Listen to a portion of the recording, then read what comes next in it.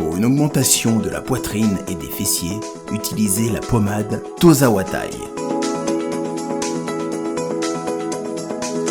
Grâce à sa nouvelle formule, mesdames, la crème Tozawatai augmentera vos seins et vos fesses, mais également vos hanches et vos mollets. 100% naturel.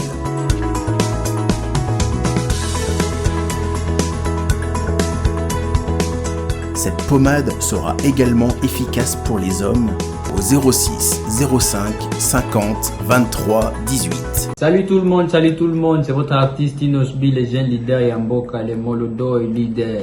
C'est juste pour vous recommander de vous abonner massivement sur la best chaîne YouTube Gossip DRC News, #1 on YouTube.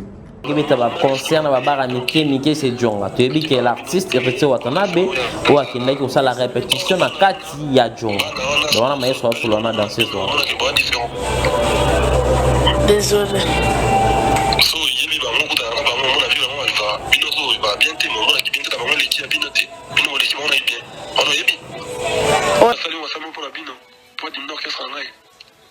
Te boss, biso toko sa bon biso orchestre villa na orchestre na biso. Ela ne bata mitema mabende bata na sima na yo bot.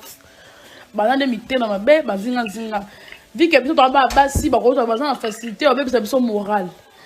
Biso to nga kuna na idole tika na te. Moi je suis là zo banga parce que déjà merveille, na ndena mabeti. Là sur la zone avec merveille ba boyer, bon ça boy et comme ça se va plus monde va contre état mais là qui peut faute na biso to za bato. Et je m'accomde comme qui a un pour gérer un concours. On a couchouana. Mais avec le balai, pourquoi à Salaki ba vidéo on a parce que Mike a senga qui a habité un système Yanus. Parce qu'à Zokaki à mon avis même si vous créez ba maladie ba risque belé, c'est pour cela à mon avis à ça la vidéo on a pour abomba yango. Donc si on comprend bien c'est elle-même qui a publié ma vidéo on a. Moi ça n'a a voyager pour na ba danseuse na ba voyager ba zongikin.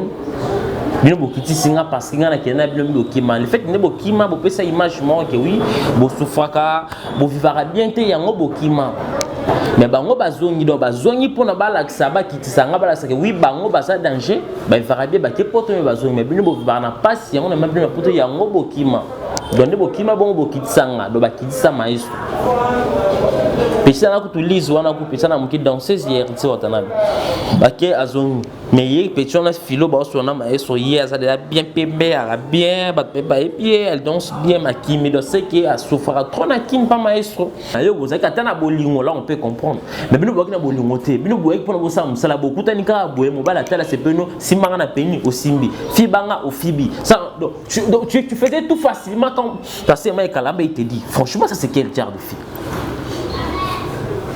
Oh moi si ya soni ya niveau ya boye franchement non na monaté mais quand l'apparence physique na ina marambo ça na ndenge zolo ba yango ngana omona ngo nozanga na marambo loba il fallait sur que ça là ngo bon leki to mono mais il fallait pas au sala sous live wana au confirmer que c'était toi qui ozaki na mic franchement c'est par là ngana zolo ba que oui que ozaki mbongo ozaki utiliser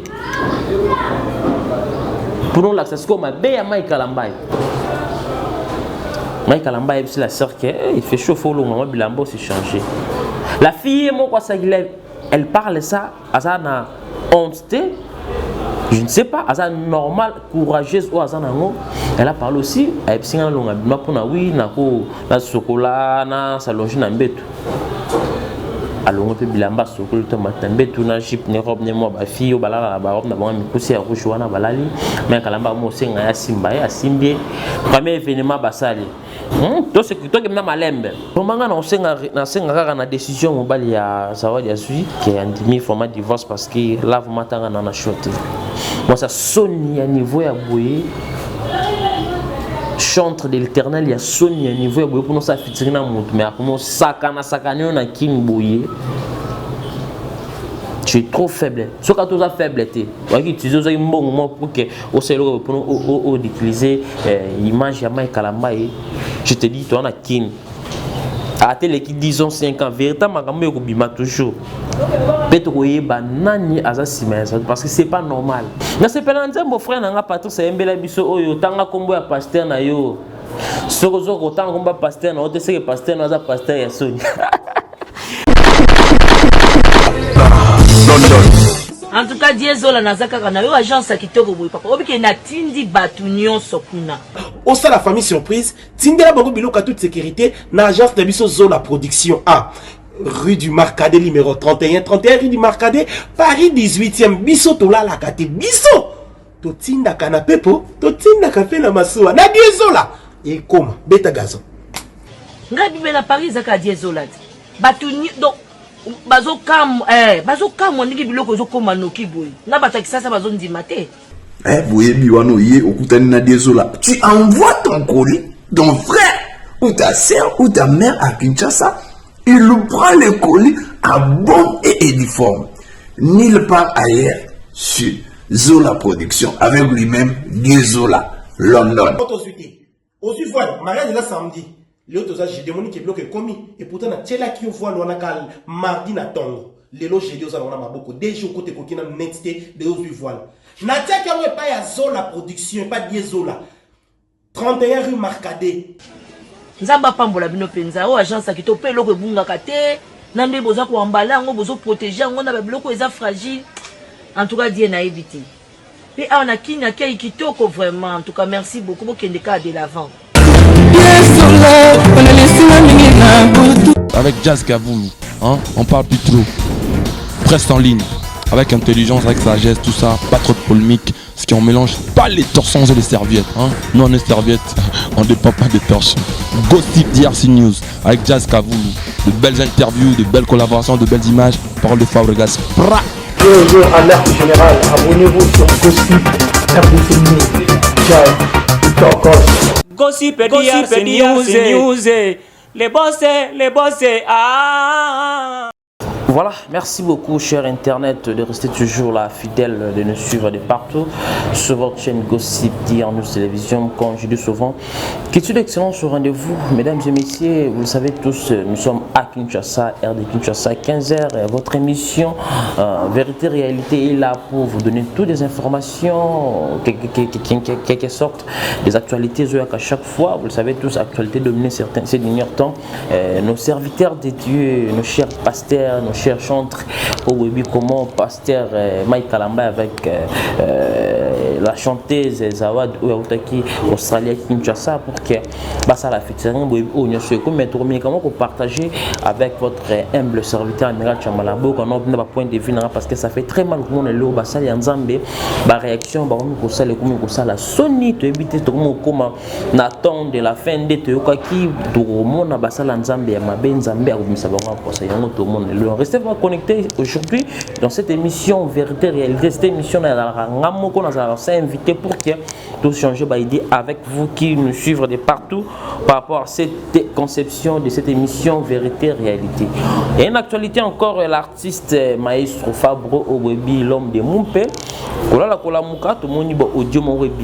L'artiste Azo Sololana ex danseuse na oyo alongwaki philo o bakimaki na Europe par rapport à série maestro geno sur la tournée mais audio moko ebimi bane ko solo entre patron na ex danseuse na ye bazo solo par rapport que danseuse wana senga na artiste azonga mouvement ba mi ko solo par rapport to ki ba réponse ya maestro c'est comme si azo dénigrer ba danseuse ya time wata azo dénigrer là où l'artiste rete watana ba beta ki se jonga to me ko changer na bientôt ba nani abimisi ba audio parce que ça lisoni komona ba solo sur la prévenance danseuse na yo mebimi et ça li pas si ba comme le roi maestro azobuka héritier watanabe. Donc restez vraiment connectés, on va essayer de parler avec vous, tout s'échanger, tout partager ba idée tout ba nani azasi ba audio wana et bimi. Donc voilà, c'est deux points là on va essayer de parler et on va chuter dans le dossier, il y a concert, il y a Wenge 4x4, le roi de la forêt, Jibin Piana, Alain Makaba, Guémasela, Bazana concert, c'est 30 juin 2022, Nakati, il y a Stade de Martyr, après plusieurs années où le roi de la forêt pas chéri Wenge Kabwana, mais les 30 Oyo concernent le Stade de Martyr. Est-ce que le Stade de Martyr est un Point d'interrogation. Là, je dis merci à notre équipe qui travaille toujours au four et au moulin. Merci à vous, Silva R9, pour se contrôler derrière la caméra. Merci aussi à notre réalisateur Jonathan Dario, qui est une excellence au rendez-vous. Merci pour l'excellence en Moussala. Merci à vous, Jazz, à vous, Papa Zahir, pour notre confiance. Nous sommes là toujours pour travailler. Merci à tous mes partenaires qui me soutiennent de partout. Là, je vois une grande dame, Madame Wasson Tchétché Afra, qui me suit depuis Paris. Vraiment, merci pour tout. Merci aussi à vous, mon vieux Au-delà Mampouya boutique. Exemple à suivre mon vieux bientôt retour à Kinshasa. Bah oui, boutique Isa Moko. Na croisement Gambela Palacho. Kotika on a chez Au-delà Mampouya. On se va basket ça bien, on se va t-shirt ça bien, comme des garçons, on basket ça bien, chapeau est bien, on va vraiment jamais dessus. Là je dis encore merci à mon vieux Daddy, merci pour notre soutien et ma mère fondation Lisa ici, merci aussi à vous Mélissa la sœur qui me suit depuis Paris, LK, Laurette Compresseur, Maman Konzi. Je dis bon on a Belgique pour finir. Merci, il y a un grand monsieur. Je dis il y a un grand monsieur qui est fort. On s'arme ensemble, partenaire, on fait de cette émission. Merci à vous, mon vieux IBEM Business, Balobi Fondation Zamoko. Vous êtes soutenir ce monsieur. IBEM Fondation ou azana pour nous soutenir orphelins va souffrir azosala bilanga pour qui est mon solo azozwa et permettre à aider bana nyoso bana ba difficulté. Un grand monsieur calme Moussa IBEM Business. Merci, on est vraiment ensemble monsieur IBEM Moussa Business qui me suit depuis sa résidence. Voilà mesdames et messieurs, nous sommes là. Nous ferons la entrée des jeunes habitués par rapport à 3 points d'actualité Oyo Amiral Chamala face au micro à Solola. Na ba téléspectateurs de partout sur Gossip Dire Nous Télévision. On va commencer mesdames et messieurs le dossier il y a Pasteur Mike Kalambay avec la sœur Zawadi. On a marteler sur la sœur. Et tout ça la passe quand elle a un servant de Dieu, on va commencer d'associer cette situation. La sœur Aoutaki d'Australie. Manager a qui n'a contact na Mike Kalambay, j'ai une chanteuse ici à Yembaka bien. Oyo franchement c'est une chanson Morozali, il faut Ayemba on a yo. Mike Kalambay ba sur le manager c'est va se contact à la fille de ba pesa qui peut Mike numéro à la sœur Zawadi ba ni pour que solo la tu c'est pe ba ya Kinshasa par rapport faut ba ça la studio pe na kin moi partie à clip musuba au sala na Mike parce que la sœur a cela que j'ai une partie kuna na Australie. En fin de compte il aussi la sœur à Ype Kinshasa. La sœur avec un programme de façon que louer chambre temps 11 en a qui par rapport à studio clip alors ça a 2 semaines. Avec les chambres où il attend qu'il monte par jour à $350, il a fait 2 semaines. Bon, il y a programme selon le programme 2 semaines et cookies. Bah ça là déjà une petite côté pénal et calam, bah ça déjà enregistrement, il y a quoi enregistrer un tempo. Souhaiterais que séance il y a clip. Mike Kalambay, c'est là qui a comité bah selon la fille assise déjà 1 semaine, na quelques jours il y a par rapport il y a programme où à ça là qui a séjourné dans Kinshasa. Est-ce qu'il y a 2 jours Mike Kalambay a eu Bakuta? La bandit enregistrement. Le jour où on a enregistré, comme il y a 4 à 5 studio pour finir ça. Et que c'est là, on voulait bêta qui.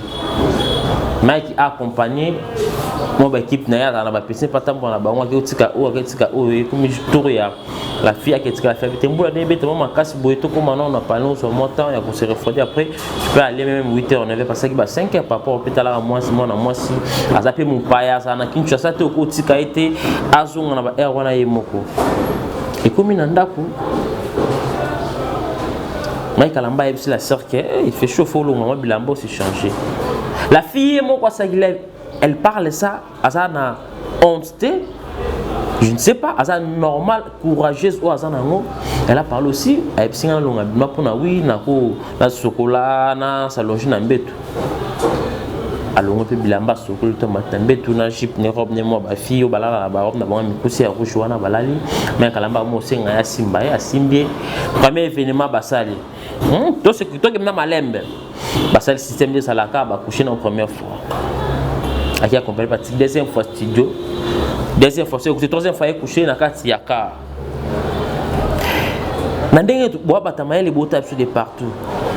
Moi na moi nini yango akokutana moto oyo format atobiki ba coup de foudre zalaka moi pas ko se plaindre la garçon moko boye mbala moi moko ya caleçon ya pété niveau ya boye. Mais Kalamba est-ce qu'elle consale même pas avant parce que tant que tu as live or le bac est-ce qu'elle même pas pour le bac Mike alinga qui on a CP nous avons stock quoi tout ça la fiction mais faut c'est tout ça non est-ce qu'elle même pas parole d'amour tu es juste mis bal avant au toucher ta moi si pour un système on a besoin tu vas rentrer d'abord papa hôtel si bolinga ka il est non bolingo après avoir temps on peut se bolingo pour y a pas de proposer même pas bolingo bango ça la bombala moi ça longo ça la au best no bon ma facilité c'est comme si elle était là juste pour que Asala Kelo ait un objectif, nous allons aller pour ça featuring. Toi, mais quand on a la carte, on a comment la façon que la fille, oh, pour moi, je vois comme si la fille, elle était utilisée, la fille, elle a été envoyée par des gens pour que Aya au bateau, ben, soit disons, Mike Kalamba est faible devant ma fille, pour que ton Mike a bon propre, parce que ça m'a propre. Il y a Mike qui a un critère à ma fille, bon, il est qui bon. Là, c'est entre parenthèses, solo là. Deuxième, troisième système, puis ça l'année. Et comme si on attend, on va ça l'année clip, mais Kalamba c'est sous déplacement. Jour à tournage, bien Mike Kalamba est 10 journées, puis s'il tombe, il y a des jours, il y a tournage à clip, puis le frère Mike Kalamba a tkali comme on a été pour dans la clip. Bon, je ne sais pas. Est-ce qu'ils ont parmi les raisons où il s'allie que Zawadi a fâché, a mis sa vidéo parce que Mike Kalamba a mon été joué au tournage à clip. L'intéressant, c'est ça la question de se poser entre vous de la cause ni salarié et pourquoi la fille a une intention tombe dans la chambre bah si système Mike a la fini qui tra je entends d'ailleurs sur l'histoire sur ma vidéo ton Mike a la liboé il y a ça les vidéos à filmer Mike a la na yenda na single on a couchona mais avec le balai pourquoi à salaki ba vidéo on a parce que Mike a senga qui a habité un système Yanus parce qu'à Zokaki à mon avis même si vous créez ba maladie ba c'est rebelle c'est pour cela à mon avis à ça la vidéo on a pour abomba yango donc si on comprend bien c'est elle-même qui a publié ma vidéo on a donc par là ils ont ça la Sony aussi ba ça la Nzambe Sony moi pour moi elle aussi mariée père. C'est une femme mariée, Aza sous Nabana 4. Comme ça, là, acte y a boyé.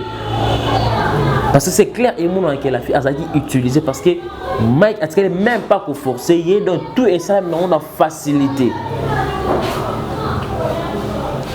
Vraiment, on a une décision mobile il y a Zawadi Azui qui a mis format divorce parce que là, vous m'attendez à en choisi. Moi, ça sonne à niveau à boyer. Chantre de l'éternel, il y a Sony à niveau pour nous ça fitiner na monde mais comment sakana na king boyer. Tu es trop faible. Ce que tu as faiblesse. Tu vas utiliser un bon moment pour que au cerveau pour d'utiliser image ya Mike Kalamba. Je te dis tu en as king. À télé qui disons 5 ans véritablement makambo ko bima toujours. Peut-être que banani azasima parce que c'est pas normal. Au ça néfis que un caprice mort c'est mec oui au ligne au sel logo Mike Kalamba donc nion sur Mike Kalamba on dit on a facilité ça fait très mal ça fait très mal quand la ma servante ya Nzambe ba osala maram oyo comme aussi ça batna pour ça ya ko kinde ko sambela ko kinde ko sambela na église parce que on a ba réaction ba comportement boyo quand Mike Kalamba ngana olobaka Mike Kalamba osali Sony ya basali ya Nzambe. Un serviteur de Dieu d'abord évidemment kobimana moi si ya ba tous en péché.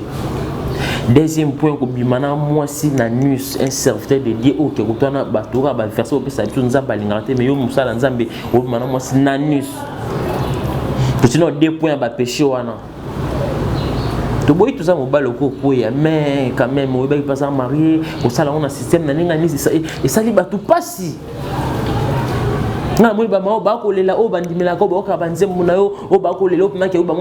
Franchement, na king est une église au Moutago qui n'est pas d'accord. Attends, toujours dans la crainte de Dieu. Tout ce qui est dans le comportement, ça fait très mal. On reste toujours à côté de Mike Kalamba, on a des informations. Dossier à Moïse Mbi, écoute, ça m'a rembondé.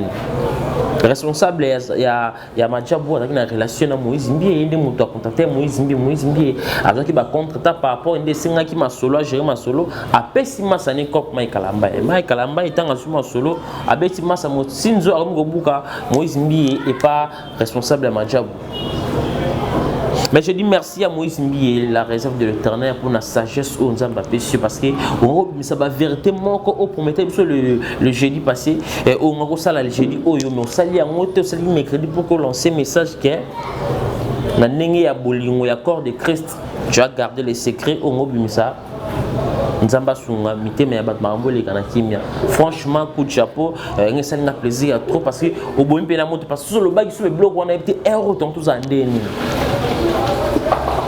Donc Nzamba Simbio vraiment oki bateau ba conseiller que ba conseiller moi bien parce que ba meka qui convaincre pour que on comprendre vérité oyo ngoko bimisa wana j'espère que na siko ingeza sous grave ou que ngé toucher sous ngoko ça va te belé pas si ingeza la sous pas si tant que ba Nzamba ba ko ba vérité ou peut-être ba sala Nzamba monsieur do qui que oui il y a un serviteur de 10 mois en alimenter a bien ki moi na yo ma répondre proposer ma moi sala nurio a personne na voix na ba audio na combo. Il y a une catastrophique, Sylvain. Tout comme un audio pasteur, moi, quoi, il mettait un tel, azo comme la moitié, ex, un pasteur, moi, Zimbe, qui est là, il faut ça la ou ça la bouée. Mais il y a évité, tout ça, n'est toujours que de wapi, basala, nzambe, bozana, jalousie entre vous. Bozo, le leadership, na limité, wana mobimba. Tu veux que ça, na limité, wana, nananga, konza, moninga, pourquoi tout ça? Tu m'as ramené à l'endroit de mission de bien approfondir mon qui va ouvrir ma jupe à confier le midé. Mais comme on coûte à Tikota, ça l'ensemble, mais ça la bien, ça la sonne, ça la passe. Pourquoi ma comportement ça fait très mal. Ça fait très mal. Et comme il y a des gens qui va passer, je vais l'émission, je vais côté la Mike, je vais côté la Moïse. Et comme il va partir pris. Au moins, mon toit, l'équipe de la TV, c'est un serviteur de Dieu. On l'a traité comme une logique. À condamner ou à se comporter mal, au moins à côté de parce qu'il y a quelque chose à saluer l'intervention, ils ont tellement passé. Et ça la sonne comment on a réaction et serviteur de par rapport à problème entre frère Mike Kalambay Nasser Nabissou Zawadi. Pour chiter dans le dossier à Zawadi, na frère Nabissou Mike Kalambay, moi je vais dire que Zawadi wana azafi ou azahi utilisé ils en a bateau bas mané ou ba pesa qui bambon pour que tant aya na procédure ya featuring à côté na ba jemu susu désolé aussi frère Mike Kalamba est un gars babi à la peu faible aller na ba momi dans ça moni ba jara ba Zawadi bongo encore résister té c'est là aussi ba récent émission na bango. Mais courage toujours aux âmes au Nzambe, bonne guérison là où tu es parce que tu es vraiment malade. Papa va choc au supporter, on te Nzamba Rosongayo, on s'en sortir et puis ça va laisser bah qui a 8 ans aux autres changer cette fois-ci. Et ça la malsouce, c'était parce que tu as lancé un message que oui, corps de Christ et tout, on va dire plus de 2 ou 3 mois pour que Oluka Mawaya Nzambe, Oluka Miséricorde Nzambe Nzamba Limbisayo pour que on continue chemin na yo. Parce que tout le monde a pu passer belé ba publier bango ba 50 ans mais pardon Nzamba limbisa ne kaka pour continuer bango viva o ba fidèle ba croire na yo ba ya toujours na église na yo tout le monde a pu ba frère ba passer so belé ba passer so pétage tout le monde va vidéo même les o ya continuer à église ata ba dimi mais ba dimi o ya yo ba ozala kaka parce que yebaka o ko perdre une grande quantité ba to na ba kima. Parce que ceux qui ont un mouvement qui supportent la pasteur, bah publier boya ça franchement ils ont seulement sur le qui donné habité ça fait très mal. Na c'est pas mon frère n'a pas tout c'est un bel biso oyo tanga kombo ya pasteur na yo sokozo ko tanga kombo pasteur na ote c'est que pasteur na za pasteur ya Sonia. Ah je salue l'homme de Dieu frère Patrice Ngoyi Musoko.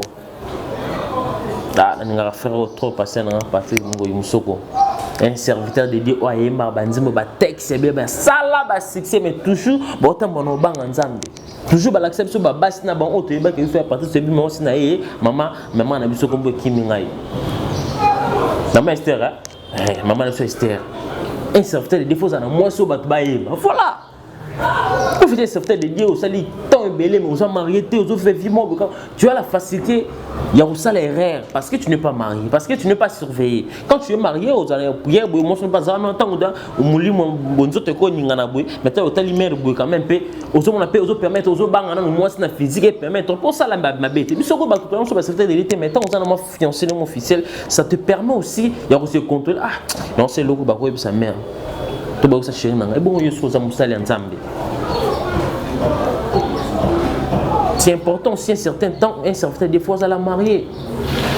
Tu peux être Kalamba comment il divorcé par rapport à Masola, moi c'est un pénal bien sûr. C'est là, ça te permet pas de se comporter de la sorte parce que tu étais choqué par rapport à moi. Non. Ils ont raison parce que dans autre la même mission, dans on a battu belé, bah on ça qui raison. D'ailleurs pénal quand ça que boy peut-être sous trouble mental on peut permettre. Non, ce sont des bêtises. Na bato bazo ko encourager frère Mike Kalamba na ba acteur ça la mutu non là bozo tinda basala nzambe na ba erreur OK comme en répétition ba tout monde na basala nzambe basala ma bêtise oyo non toujours qu'il doit ça ba bantu et to ba quand même que oui na ba religion ni c'est ça le seul religion tout monde basala ka publier ba bêtise ba genre bozara ba église de réveil ba musulman tout monde na ba bêtise oyo te ba kimbangiste tout monde na bango tout monde kimbangiste mo bo musala nzambe ba publier zo beta biloko passer à mon église. Souvent, c'est ça, mais quand tu as pasteur à l'église de réveil, par là, on peut dire quoi? Ils ont ça la sonne, ils ont ça la passe, mesdames et messieurs. Ça fait très mal. Ça fait la honte de la pays. Qui est derrière Zawadi? Pour chuter dans Zawadi, courage, audace, osana yango ya kolba pena que oui première fois là qui nga boyé, attaque nga boyé ko tambe ko tombe la dit balongoli bilamba. Franchement, nga pena na mona Zawadi wana so ozaki mbongo. Franchement, ça na idiote. Tu as fait la honte de toutes les femmes africaines. Osana piderté. Donc c'est franchement bana botamano na mona. Attends, tu as basala belle mission. Non, on a fait monter internet à mindi manqué ou mobile ou à la langa boue. Mais ça a été chéri, na yo bozaka tana bolingo là on peut comprendre. Mais nous boka na bolingo te. Nous boka pour nous ça musala beaucoup tanika boue mobile à tala c'est peno simanga na peni au simbi. Fibanga au fibi. Ça donc tu faisais tout facilement quand parce que Mike Kalamba il te dit franchement ça c'est quel genre de fille. Oh moi si il y a son niveau ya boye franchement non na monaté mais quand l'apparence physique na ina marambo ça na ndenge zolo bango ngana omona ngo nozanga na marambo loba mutu ni nzamba ko sala na mokili oza na sonité c'est que ça nyama tu es un chien aux ambois au mbola là ni ngani mboa na miso abato ebite comme soufa batama voilà tu es un chien comme tu es là parce que mutu ana sens qui bo moto axe wana nzamba sans tout ça la ngoya obatama. C'est sacré. Mais ils ont la facilité de confirmer bateau pour ça les live non franchement. Attends. Pour signer le monde en un aux amarrés soi-disant. Ma famille a banni qu'on a baba la joie de la famille on a faut fâcher grave pour que bazon c'est bon. Il fallait souvent que salam non bon l'équipe tout le monde mais il fallait pas au sala sous live on a confirmer que c'était toi qui aux agna Mike franchement c'est par là qu'on a zolo ba que oui que aux qui bon aux qui utiliser pour nous l'accès comme à Mike Kalamba. Vraiment, ça fait mal, mesdames et messieurs. On va chuter dans point haut par là. Si vous avez aimé l'intervention d'Amiral Chamala, vous commentez, vous likez, numéro Zawana, vous contactez pour que tout développer hors caméra. Je suis là, votre serviteur. On a chuté dans le dossier à Zawadi, dans Mike Kalamba. Il conseille, on peut s'arrêter dans Mike. Mike, tu es un serviteur de Dieu. Luka Nzambe ya bosolo, senga Nzambe parle avec ton cœur Nzambe olimbiso. Nzamba mawa. Nzambe azanzamba mawa olimbisa yo, tu vas continuer ta chemin, la vie continue. Pour la Zawadi, tu sais ce que tu avais fait et l'audace tu avais eu au salle à live pour répondre par rapport à la question bazo tout le monde que tu étais consciente si manama Kalamba yi tout ça na Congo, vérité gobima, toyi baba nani baki simana. Merci. Deuxième point d'habitude mesdames et messieurs, Maël Sofabo. L'homme de Moupé, mais ce Fabro, Otebi, cet artiste a créé Moupé, Abimisa, artiste, et pas la fierté, Mboka, Asa parmi Bano Balekana, musique à maison mère, un respect, sans polémique, il est ce qu'il est aujourd'hui par rapport à savoir faire un maïs au coup de chapeau à vous. Mais on n'a pas compris, mesdames et messieurs, Tolette, la Mouki, Audio Moko Bibi Maïs, Fabro, à solo là, na ex dans ces nez, Akima qui n'a pas de philo. Mais quand on le battait, nous avons bino boyoka comment maestro Fabro azo solo là na philo. Moi je ne vais pas parler. Moi je dois parler après vidéo boyo qui est ensemble avec nous. Boyoka comment c'était quoi l'objectif de la fille ou c'était quoi l'objectif de maestro Fabro parce que c'était en communication on appelle et Zanani a enregistré l'autre. À vous boyoka comment maestro azo solo là na philo ex dans ces nez Akima na poto. Gossip DRC News, #1 on YouTube.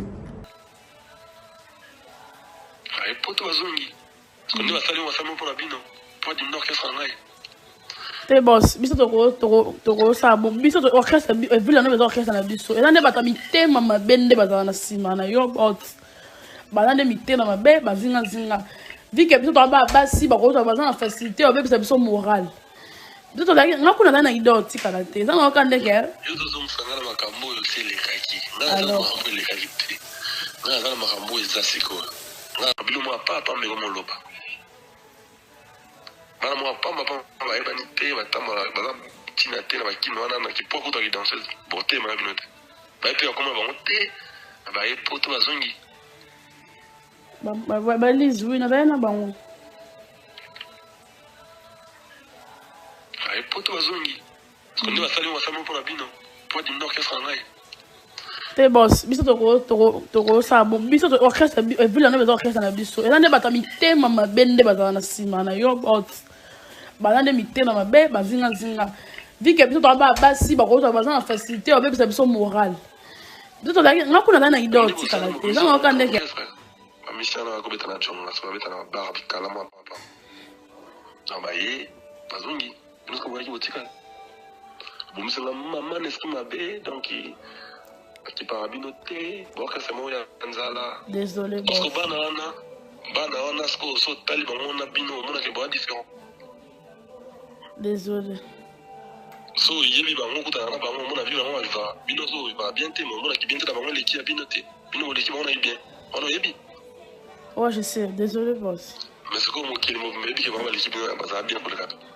Pour bien la qui s'y bat ok on a la dame tout le monde le salaire bien so ni donc il y a un bourrier pour tout qui ni bon si go tant bon moni qui fait beau son on peut orchestre la bien on a ce qu'on a fait on a aidé bien beau son là mais au quand ça te bat tout Gossip DRC News, #1 on YouTube. Il va voyager, il va concert, il va bar à Mickey, c'est John. Tu es que l'artiste, il va Watanabe, ou à Kenda qui a la répétition à Kati, il y a John. Donc on a maillot sur la dans ce soir. Désolé. So, il va on a vu, on va il va bien t'aimer, on a qui bien t'aimer, l'équipe a bien noté. Bino, l'équipe, on a eu bien. On a eu bien. Oh, je sais, désolé, boss. Mais c'est comme qui le mot, mais bien, l'équipe, on va bien pour le cap. Pour bien, la qui s'y bat, ok. Donc voilà, maestro solo baké oui, ba danseuse héritier bakenda ki poto bazongi ba vivra bien na terme wata. Donc ba danseuse maestro ndi bakimaki c'est que ba vivra bien te pas maestro yango bakimaki de maestro solo sa otalisa danseuse na pourquoi bakimaki do bakiti si do balax que ça maestro ils en a pas si yango ba danseuse bakimaki par rapport ba danseuse ya terme wata baki poto bazongi donc ba vivra bien. Donc bakiti si wata donc maestro solo lana danseuse na pourquoi bakimaki bakiti si ils ont fait son acquis, tout ça, tranquille.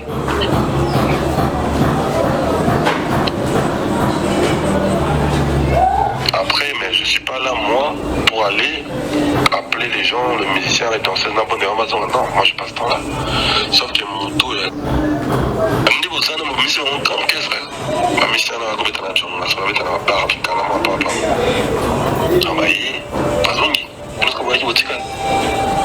C'est la maman n'est-ce que ma bé, donc qui parabinoté, bon, que c'est moi, Anzala. Désolé. Parce que banana, ce qu'on saute, taliban, on a bino, on a des bois différents. Désolé. So, il y a des bancs, on a vu, on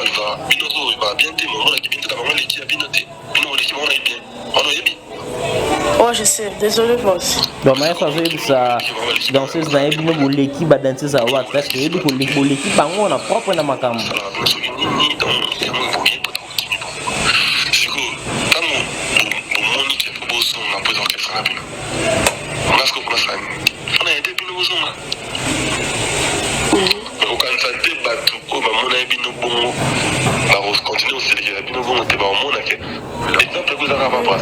Pour prendre le temps voir le banabino kimi koshi pesa ni msota pande bosalia bato ba kima li bosona poto ba lobaka boya mtumoto lo baganga kimi konte c'est-à-dire nga bato na e pamoti na e bine Christelle on est d'accord c'est-à-dire nga côté naza na e bine ka na papa oui c'est-à-dire ndebo tout bien na papa bon après tout bien na bongo, c'est-à-dire pour sa musique, dans sa musique, nous avons moi, on n'a pas rien.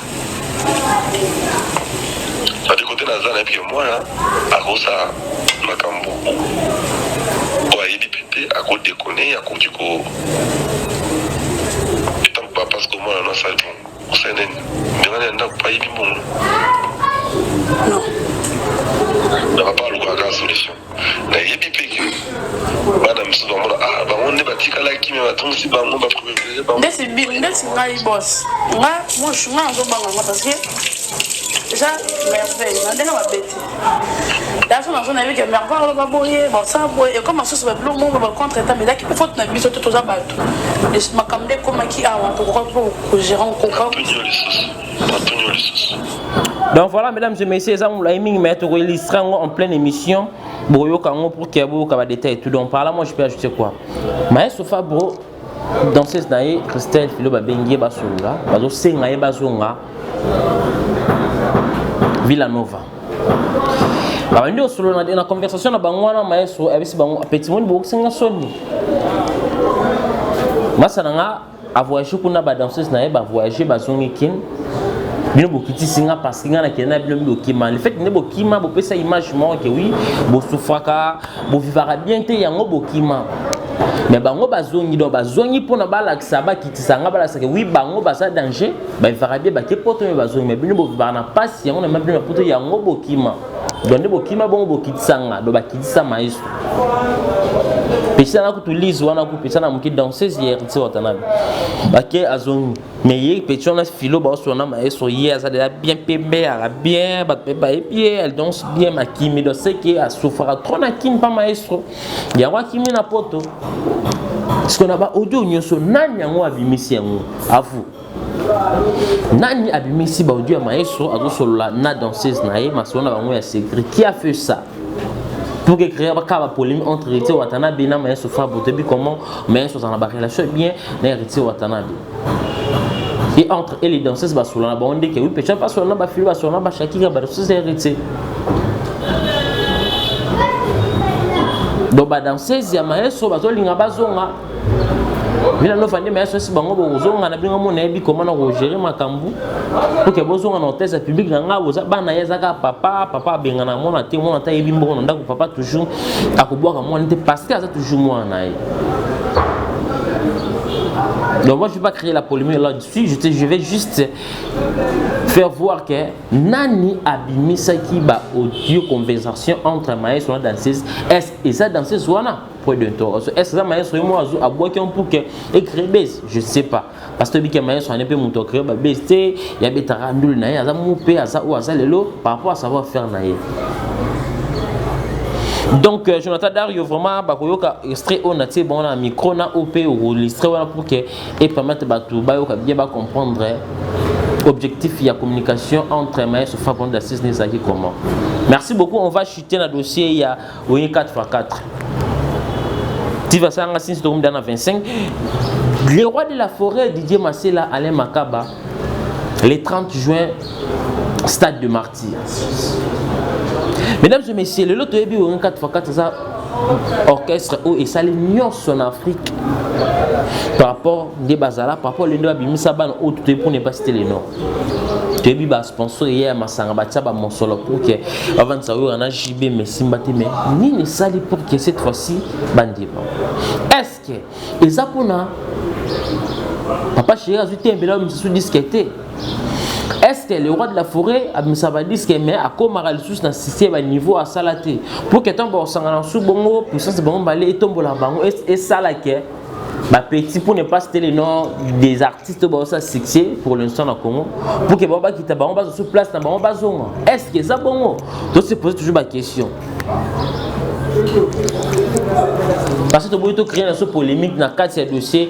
Il y a le roi de la forêt, n'a Papa Chéri, au bazar au bêta concert, c'est 30 juin à Kinshasa, stade des Martyrs. Bah bêta on d'aba plein, ou à bêta na neng naie, je vais bêta neng basa ba plein. Mais est-ce que entre le deux so basangani, bah comme ça là les sous ba plein ou basa là tout ba rouler quand même. C'est ça qui se pose. Tu n'as dit on va voyer ma fille, est-ce que comme ça la fait succès encore? Et ça va question se poser.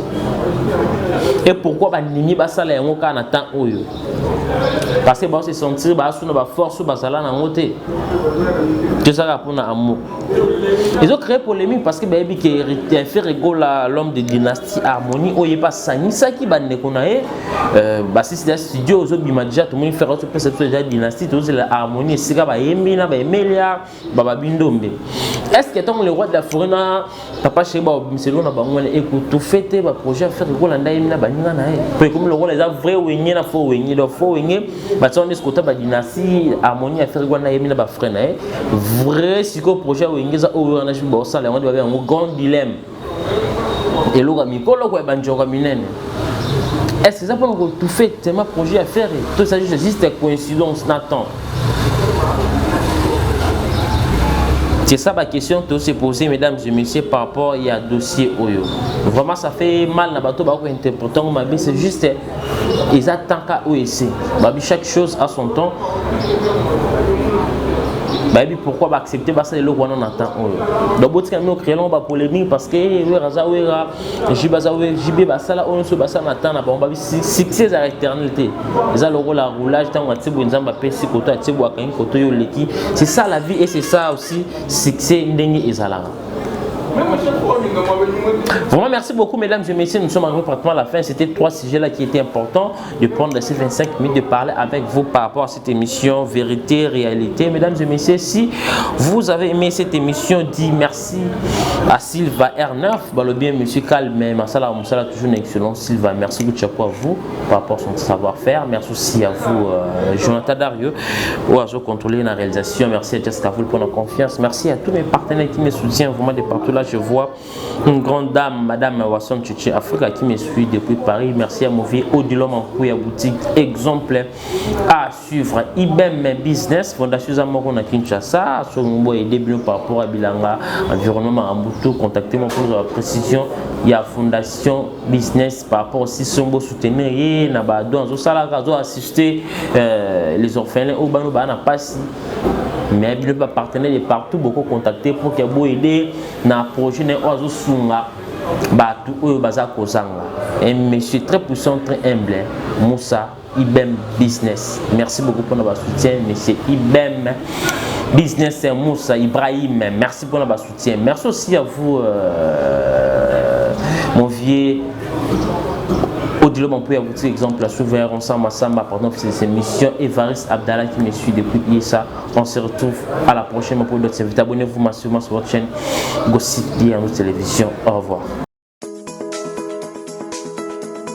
Pour une augmentation de la poitrine et des fessiers, utilisez la pommade Tozawatai. Grâce à sa nouvelle formule, mesdames, la crème Tozawatai augmentera vos seins et vos fesses, mais également vos hanches et vos mollets. 100% naturel.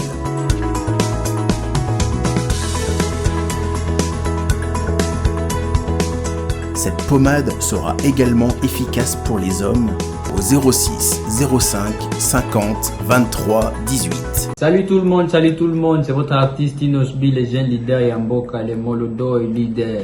C'est juste pour vous recommander de vous abonner massivement sur la best chaîne YouTube, Gossip DRC News, #1 on YouTube.